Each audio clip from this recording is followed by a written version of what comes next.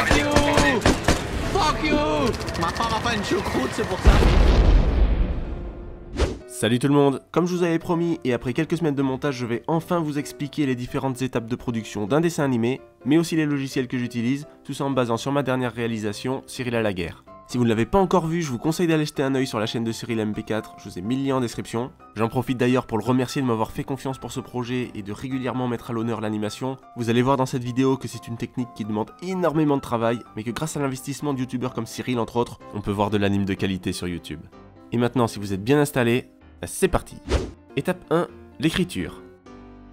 La première phase de tout dessin animé consiste évidemment à écrire l'histoire que l'on souhaite mettre en scène, et il est très important que tout soit noté à l'écrit avant de passer au dessin. C'est-à-dire, le synopsis, c'est un petit résumé qui décrit le lieu, l'époque et les grandes étapes de l'histoire, une description des personnages avec leurs caractères, leurs particularités, la découpe des différentes scènes, et les dialogues. Étape 2, la direction artistique. Alors la direction artistique, c'est tout simplement le style graphique que l'on va donner au dessin animé. On peut choisir un style enfantin, un style cartoon, ou un style carrément plus réaliste.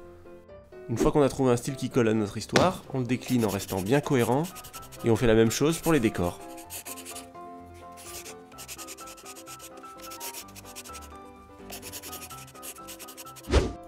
Étape 3, le storyboard. Le storyboard, c'est un peu la version BD de notre histoire. C'est à cette étape que l'on décide des plans, par exemple le plan général qui présente le lieu où se situe l'action, ou au contraire le gros plan qui permet de mettre l'accent sur un détail. On décide également des mouvements de caméra, le travelling ou le zoom, mais aussi les angles de vue, pour les plus connus la plongée ou la contre-plongée. Tous ces choix doivent permettre au spectateur de s'immerger dans l'histoire et ne manquer aucun détail important. Étape 4, l'animatique. L'animatique, c'est une version animée de notre storyboard. Elle permet de gérer le timing de chaque plan et vérifier qu'il s'enchaîne de manière cohérente et compréhensible. Pour être plus concret, voilà ce que donne notre animation à ce stade. Attendez, j'étais en retard, c'est parti. Ma femme a fait une choucroute, c'est pour ça. Bonjour. Bonjour. Oh, quelle belle maison. Il y a du monde ici, c'est blindé. C'est the place to be, quoi. C'est le Ibiza du coin. Ah oui, j'aime beaucoup, ça donne plein sud. Si tu vois quelque chose, tu préviens. Ça marche. Tu tires. Et tu préviens. Et tu tires. Tu tires d'abord et ensuite tu préviens. Et tu préviens. Mais tu tires aussi. Tu préviens. Tu tires d'abord et ensuite tu Et tu préviens. préviens. Et tu tires aussi. J'ai vu. Tu les passes. Oh la vache. Oh, t'es fou, t'inquiète. Plein nord, maison, tu as volonté. Je vais tenter de m'approcher. Souhaitez-moi bonne chance, soldat. Fuck you! Fuck you! Merde. Oh putain! Oh!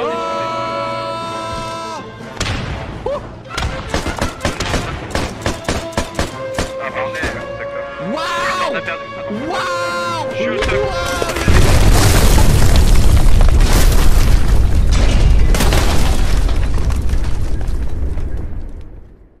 Et vous pensez que le sergent il est mort? Non mais parce que s'il est mort on peut aussi rentrer à la maison hein. Tu voudrais désarmer? Non c'est pas ce que je dis, juste qu'on pourrait faire une pause quoi. Boire un coup. Chin. Eh, cul sec. Cul sec. Ah elle est bonne hein.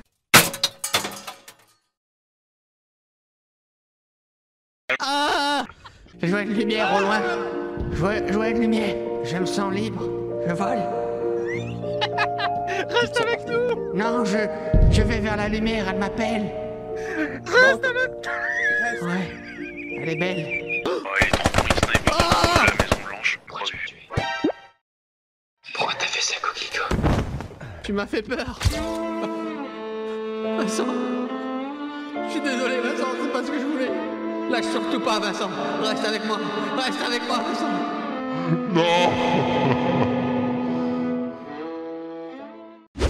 Étape 5, l'animation. L'animation, c'est l'étape du processus qui prend le plus de temps. Et c'est vraiment peu de le dire. En seulement une seconde de vidéo, c'est 24 dessins qui défilent à l'écran.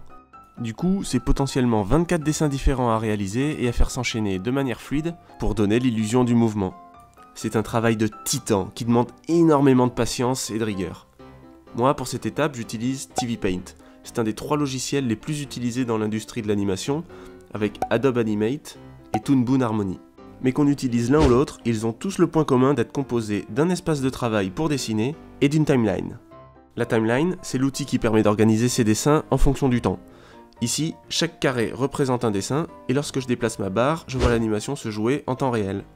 Comme ça, je peux synchroniser facilement la voix de mon personnage avec sa bouche. Voilà, pour la partie animation, je vais pas rentrer plus dans les détails, c'est une partie tellement riche qu'elle mériterait sa propre vidéo. Dites-moi en commentaire si ça vous intéresse. Du coup, on passe directement à l'étape suivante.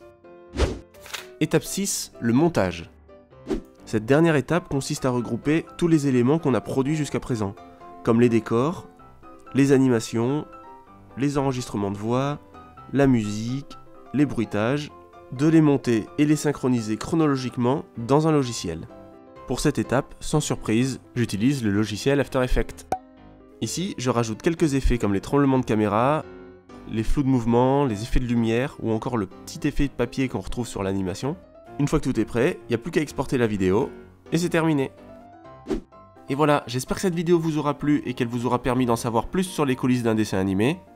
Si c'est le cas, je compte sur vous pour l'inonder de pouces bleus et aussi de la partager un maximum. L'animation est encore trop peu représentée sur YouTube, alors certes, c'est un outil qui demande énormément de travail, mais c'est surtout un moyen d'expression sans limite qui mérite une place bien plus haute dans le YouTube game. Alors si vous voulez soutenir la chaîne, vous pouvez aussi vous abonner et activer la petite cloche, ça fera toujours plaisir. Pareil pour les réseaux sociaux, pour l'instant on est seulement 1500 sur Instagram, alors si vous avez des questions à me poser, n'hésitez pas, je réponds encore à tout le monde. Et sur ces belles paroles, je vous dis à très bientôt, à bisous.